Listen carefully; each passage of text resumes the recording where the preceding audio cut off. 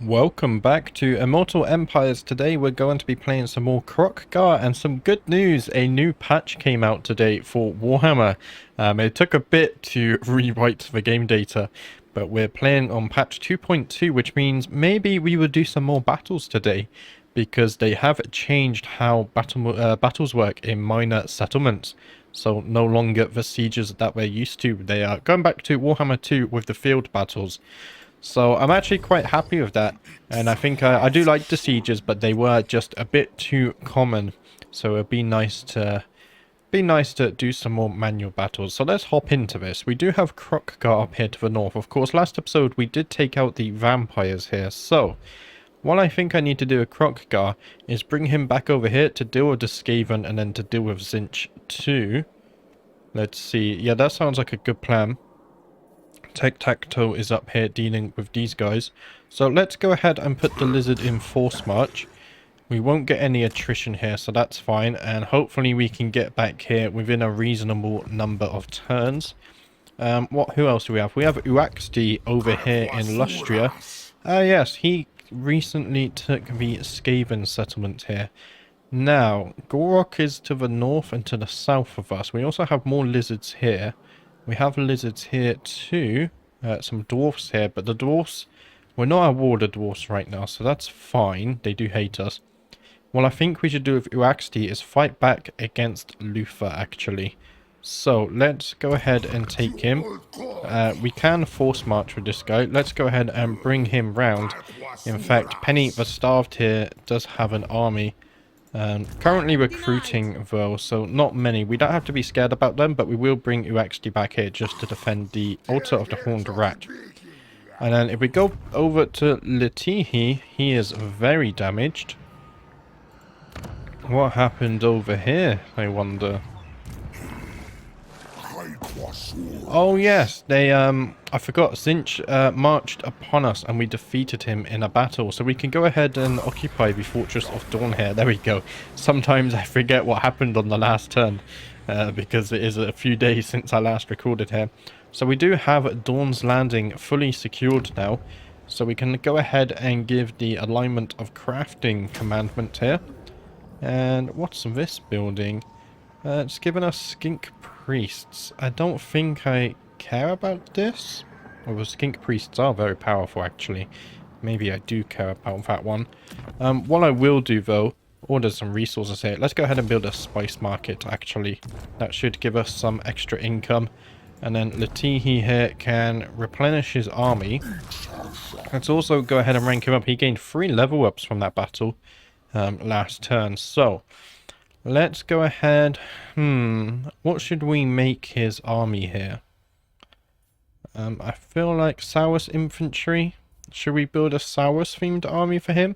I think it would be cool, right? Let's go ahead and get Blessing of Quetzal. So plus 10 armor, minus 20% upkeep for Saurus infantry and Temple Guard units. I think that would be a fun themed army to go for. Let's go ahead and give him some more melee attack as well. And then we can go ahead and give him Foe Seeker. There we go. So we do have some Saurus units already in his army, which is nice to see. So we've moved all of our lords this turn. Tic-Tac-Toe is also coming down here, actually, to deal with the last Tzeentch settlement there. So maybe he will want to take the Jungle of the Gods. If that is the case, then he can also deal with the Skaven. Maybe we could have joint ownership of those. We will see. So we can upgrade Kurt Sabah here. Let's go ahead and upgrade for pastures. I'm also going to upgrade this growth building. And then over here we can build this. What's this? 300 income. Minus 1 turn recruitment duration for all units. Is that global? Minus 10% recruitment cost for armies in region. I think that's global. Let's go ahead and build that one. Meanwhile, we can go ahead and build... we already have the gems here. So let's go ahead and build some defense here. That would be nice. We could also get some growth, but we already have double growth buildings here, so I don't think it's much needed too much. Let's go ahead and check out diplomacy. There's nothing here. Yeah, nothing that we could get there for the time being. No one wants to confederate with us, which is fine. Katep would like a peace treaty, but we will not go for that. So let's go ahead and end our turn here.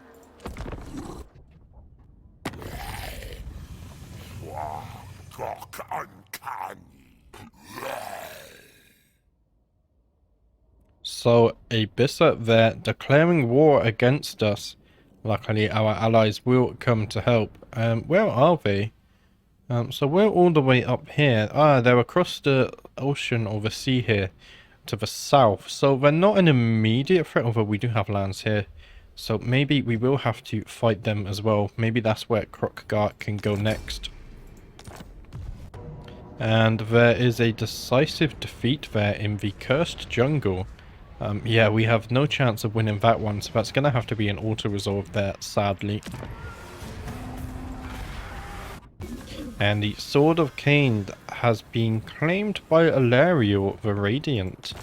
That's interesting. And the Cursed Jungle there was actually occupied, raised and then occupied, or looted, sorry, by the Skaven. So we're going to have to deal with that one. Kroq-Gar did gain a new trait though.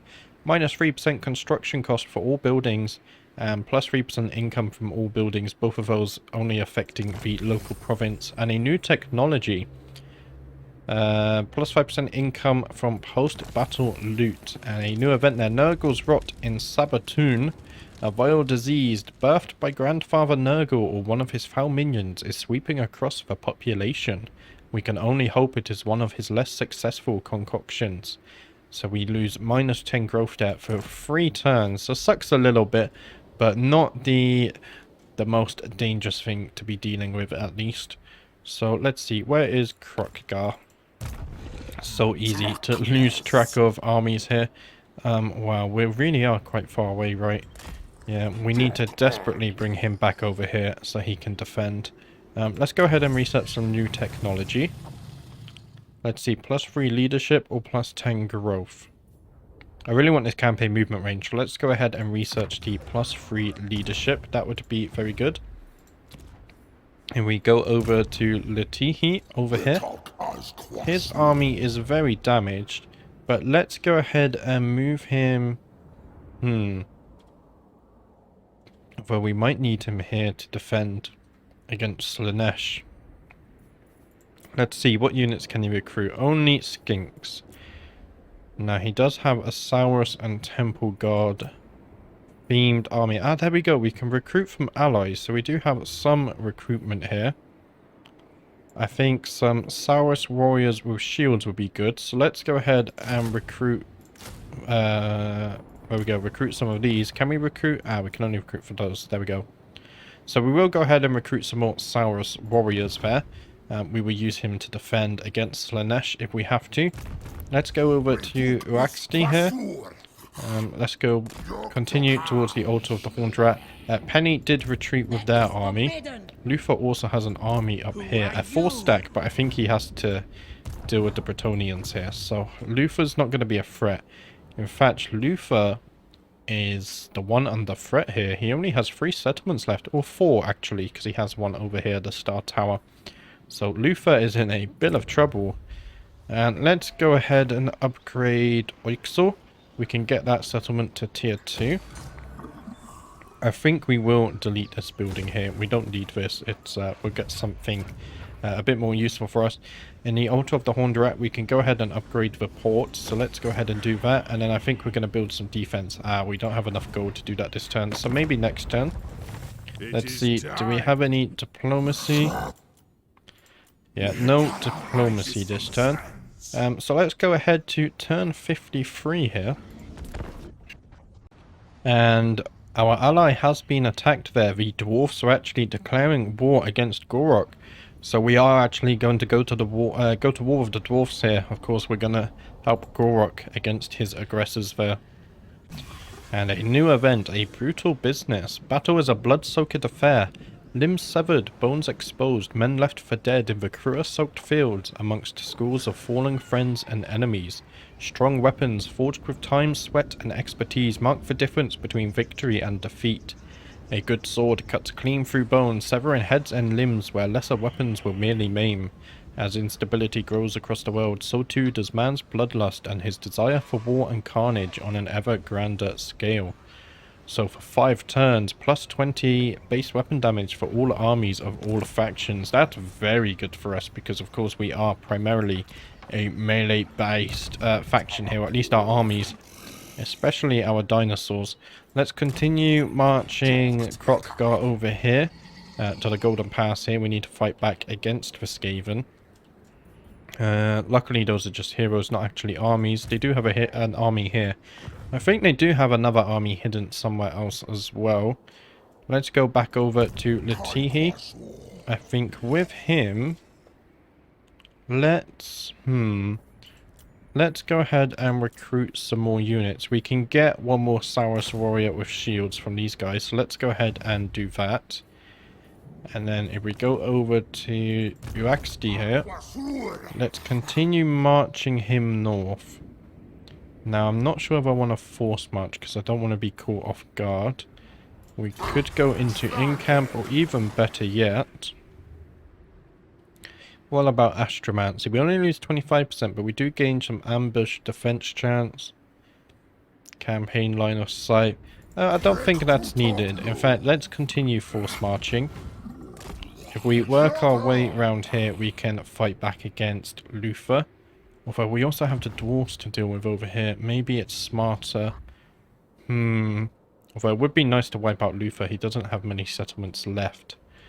It'll be interesting. We'll see how this goes. So over in Dawn's Landing, let's go ahead and upgrade Dawn's Light to tier 3. And I think that's all our gold for this turn. We will go ahead and check our diplomacy. I feel like it's worth checking every turn. Yeah, nothing happening there. So quite a passive episode so far, but I imagine we will get some battles off soon. Maybe with the Skaven, or even with Luther or the dwarves here. So still plenty of enemies on our border. And of course, we always have the threat as well of Khorne to the north. Luckily, they haven't declared war yet. But let's go ahead to turn 54 now. And the Rite of Awakening performed for one of our allies there. The Southern Sentinels have also declared war against the Spine of Sotek dwarfs. Let's see, and we got a new mission. Capture and occupy the following settlements. The Cursed Jungle. An infestation plagues the world and Sotek demands action. Take the lands back from the rat spawn. Purge it of their taint. We would get 1,000 gold for doing that. Of course, we do plan on doing this as well. And in Kroq-Gar's army, one of our heroes here have actually gained a level up. So let's go ahead and give him something. He's got all of his top skills there. Let's see. So we could give him some weapon strength. We could also give him speed. But let's go ahead and give him some armor first. Make him more survivable in the battles. Now, the Skaven are really close here. Look at this. What's our garrison like here? We do have a sizable garrison. But that is also a very large rat army. But we are going to march south. Hopefully we can get here in time to do something about that. Meanwhile, over in Lustria, we do have Uaxdi here. Now, we're going to take attrition damage, yeah, because there's so much vampire corruption here. So what I plan to do with Uaxdi, let's go ahead and put him in in-camp stance. And then we're going to start marching over towards the blood swamps here. And we will try and take that away from Luther. I don't think it has... Yeah, it's not that big of a garrison, but we will fight it manually just to see what has exactly changed with these minor settlement battles. It would be nice to see the update first person.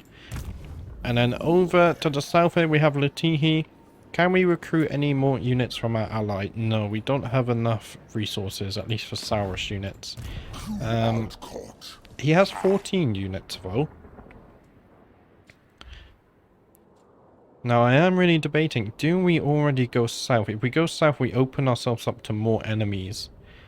Do I want to do that before we've secured all of this? I feel like I want to secure this continent first before I go on to other continents. Of course, I did go over to Lustria, but, you know, Lustria, it's our homeland. We need to go and help Gorok and the other lizards here get rid of Luther. But maybe we will go south in the future. For now, I think I'm going to force march him down to Dawn's Light. Just so he's a bit more centralized here. And then we will decide what to do with him in future turns. Let's see, what can we build here? So, we can upgrade Quata to tier 3, so let's go ahead and do this. We can also build here. Let's go ahead, should we get some growth? Or should we get some income? We're doing okay for gold per turn. Let's actually get some growth so we can upgrade this province a bit more. We'll go ahead and check our diplomacy as well. Doesn't look like anything here, so it looks like another turn here. So let's go ahead to turn 55. And the oracles of Zinch have been obliterated, so we no longer have to deal with those guys. And if we come south here, you can see Tic-Tac-Toe has moved into the jungle of the gods. So I think we will leave him to capture these two settlements as well, just so he can have that province and it's not split between us. And then I can recapture the Kingdom of Beasts here. And then between me and Tic-Tac-Toe, we own a great deal of the continent here. So then we can work together to take out the dwarfs, the Tomb Kings. We have Khorne up here. We have more Tomb Kings over here, as well as the Empire with Volkmar. So definitely a lot of land we can expand to and take still. And the great incantation of Khazar performed there for the court of Libarus. There we go. And another one. And a new trait for Latihi, +2 control in the local province. And another trait there, corrupted by Zinch, the -5 control in the local province. Oh, there we go, I missed that. But chance of winds of magic changing in the strength, +20% local province. Okay. And Rite of Sotek is now available once again. So if we want Rite of Sotek, that's this one. This is the attrition one, of course. We could get the Rite of Ferocity. I don't think it's needed right now. I think it's better to upgrade our settlement. So we do have a lot of Zinch corruption. It is going down by 13 per turn though, so hopefully we can solve that. Of course, we've only just taken these lands, so it's expected to have some corruption there, but we are fixing that slowly. Let's go over to Kroq-Gar now. The Skaven are still here. Now I'm scared if I go into force march, we could be caught out and be tired in battle, which we don't want. Also, I really don't want these guys attacking this.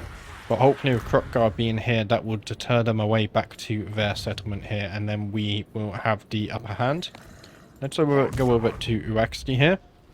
Let's continue marching him over. Why can't you go over here? You've already used all your movement. Huh, did I this turn? I'm not too sure. Don't think I did. Maybe that's a little bug there. The Tihi here. Let's see. Do we have enough? Okay, next turn we can recruit another Saurus warrior with a shield. We do have some vision over here, at least when he's in Dawn's Light. So I think we will actually keep him here for now. But what I will do is let's take him out of Force March. There we go. In fact, we could go over and get this island. Let's go and sail him over here.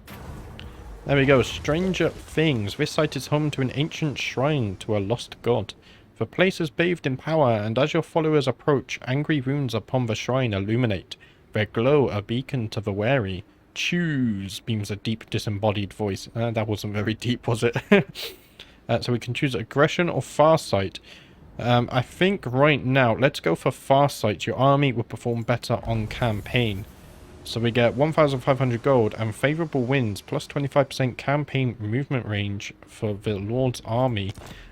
Okay. He's not moving too much at the moment, but maybe we can go down here and take these lands. They don't have very big garrisons, do they? Let's see, how many settlements do they own? If I go here, they own 8 settlements, so their territory does stretch really wide and thin though, which I do worry about. Although it looks like a different border color here, so maybe if we go this way and go east, because I'm not quite sure where these guys spawn, maybe that would be okay. Is this Oxyotl down here? I'm quite unsure where he starts as well, but I think he might start down here. So I'll tell you what, let's actually go this way. We wouldn't Oh no, we would gain some extra movement. There we go. Let's go over here and at Fate Weaver's Crevice, and then we can work our way eastward. Oh yeah, look, that's Oxyotl, I believe. So in fact, he only has one more settlement to capture, so maybe we even start in the Lost Palace and work our way eastwards with Letihi there. I think that would work out. And we've moved all of our lords now, so let's go ahead and do some building. We can upgrade Numus to tier 2, so let's go ahead and do this one. We also, the Altar of the Horned Rat here. Let's go ahead and build a defense building there. Mystic barriers, just in case the dwarfs do attack us. And then Marks of the Old Ones, I'm also going to build some defense. Just make sure we are prepared for when they attack us. If we go ahead and look at our diplomacy here, nothing to worry about there. So let's go ahead to turn 56 now.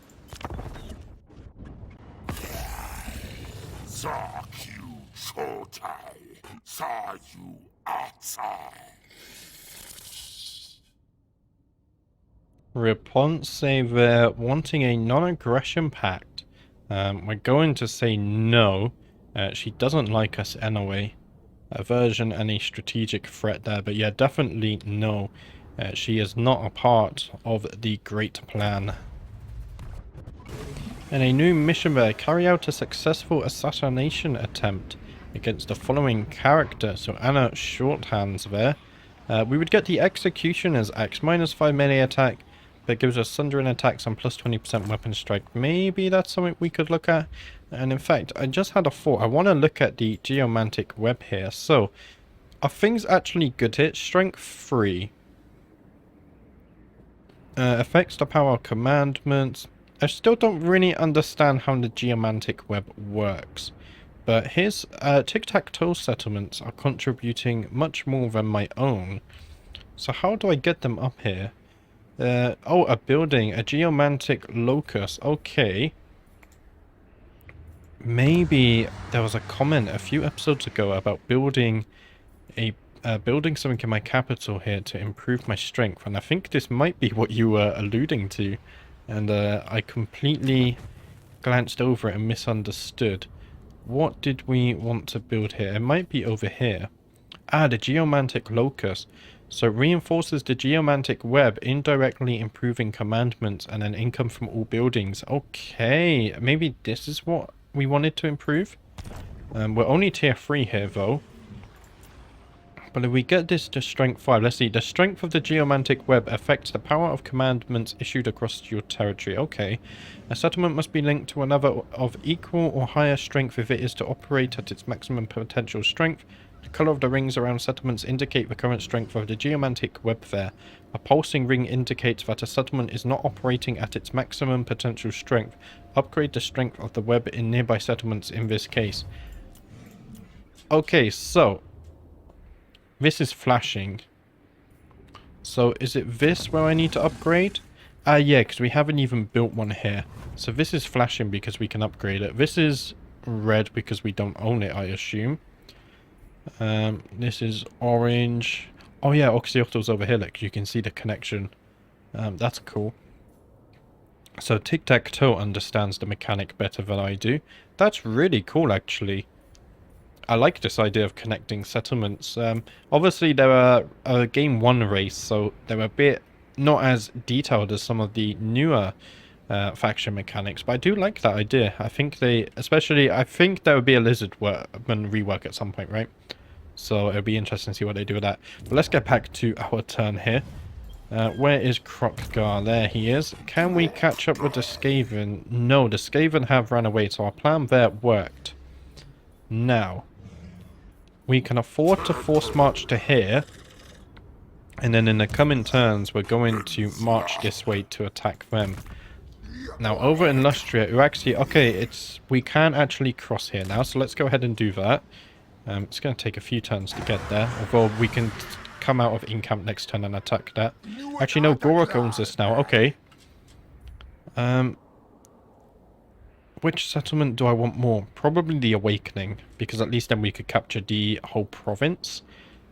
So we're going to go for the Awakening here. Now that's scary. Oh no, Luca lost his army, so if we hurry up, we could get there fast. Maybe it's better to sail. Oh, I should have looked before I moved, but that's fine. Now over here, I'm scared if I land here, we're going to take attrition. So what I want to do is just position myself right on the coast. And then next turn we want to land, but also go into in-camp. There's no armies here yet, no military presence. What about over here?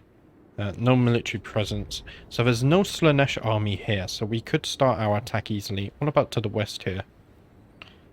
Oh, they do have an army here, and that's 19 military presence there, so that must be a big army, I think. So we might have to fight them. Let's go ahead and do some building, though. We can upgrade Tor Serpindar to tier 3 here. And I think that's all of our gold. Yeah, that's all our gold. We are getting 4k per turn, but our buildings are very expensive, it feels like. Let's go ahead and check our diplomacy. We don't want that non-aggression pact there. Is there anything else? Military access? That's Nagash. I'm also not interested in that one. So for now, that looks like an end turn. Let's go ahead to turn 57. And our settlement has been besieged there. Oh, where's it gone? There we go. Oiksor has been besieged by the dwarfs. Hopefully Gorok helps out there, because we are defending him. And we're the ones that are going to pay the price here. But we do have a new technology, +3 leadership. White of Awakening has expired, so we can use that one once again if we open this. In fact, I might. But first, let's go ahead and get sequence of marching. So +10% campaign movement range once we research that one. That would be very nice. And then let's go ahead and perform the Rite of Awakening. We can get another Slam Mage Priest. Now, we have a fire, we have a high, we have a light. Now we can get a life Slam Mage Priest. Of course, we're not recruiting them yet. But I think we will get some more armies soon. Use those Slam Mages. Although, if we look at Kroq-Gar's buffs up here, let's see, -15% upkeep for armies led by Saurus Oldbloods. So I really want to use, I want to make use of that actually. They do seem very strong, as well as +30% experience for Saurus Scar Veterans and Saurus Oldbloods. So maybe we don't even use the Slam Mages, honestly. I really want to play into Kroq-Gar's theming here. I say that, but then his army is filled with dinosaurs, so yeah, it's an interesting one. But let's go ahead. We're gonna march north here. We can't reach them this turn, but if we stand right on our border, and in fact we're gonna go in camp for the extra defense there, I think next turn we can attack them quite safely. So we'll do that. And then up here, or to the west, sorry, we have Uaxti. Let's see, where can he go? Can we actually make it into the ocean this turn? In fact, we're not even getting attrition anymore. I believe we can safely force march, because if we look at Luther's army, yeah, it's not an army at all, really. So let's go ahead and force march here.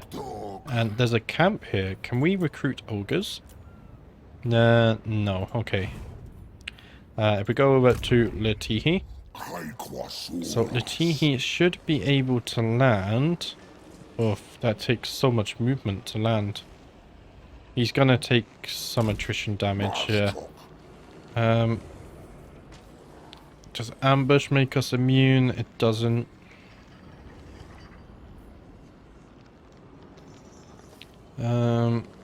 Maybe we just go into astromancy here, so we get that extra vision.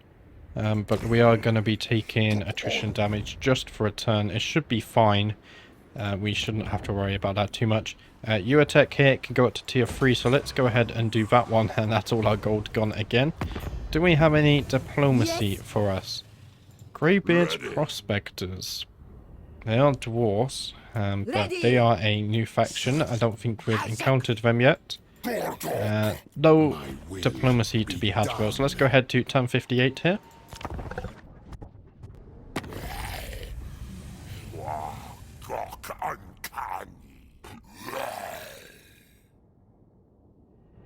Skaven wanting a peace treaty? I definitely do not think so. That's a bit cheeky of them there. And the dwarves have attacked our settlement. Interesting. It gives us a Pyrrhic victory. Oh, they also changed the XP, by the way, so we get the same amount of XP no matter if it's a Pyrrhic victory or a decisive victory now, which is kind of cool. Of course, this is just a garrison, so it doesn't really matter if it takes damage, and it's a normal ward battle, so we will go ahead and auto-resolve this. That is a win for us there. We get 900 gold, and I think we will... Let's see, should we? Replenish isn't going to do much. Let's go ahead and release captives for another 900 gold, folks. There we go, and the dwarfs have decided to besiege this settlement again, so maybe they think they can have better luck second time round. Now, I did notice this settlement here has walls, so if we attack this, it's just going to be the normal settlements we are used to. And Uaxti, this is also a walled settlement. Okay, so looking at the time, I've already been recording for 40 minutes here. So what my plan is, let's end the episode here. And then next episode, we'll get the battle in for the Awakening. And then we'll also get the battle in for the Lost Palace. And then maybe if we go east, we can finally check out the new settlement battles. But that's all I have time for today. I will be back tomorrow with another episode. And of course, the next Kroq-Gar episode will be on Saturdays. We upload Kroq-Gar every Wednesday and Saturday now. But that's it for today. Thank you for watching, and I will see you tomorrow with another episode.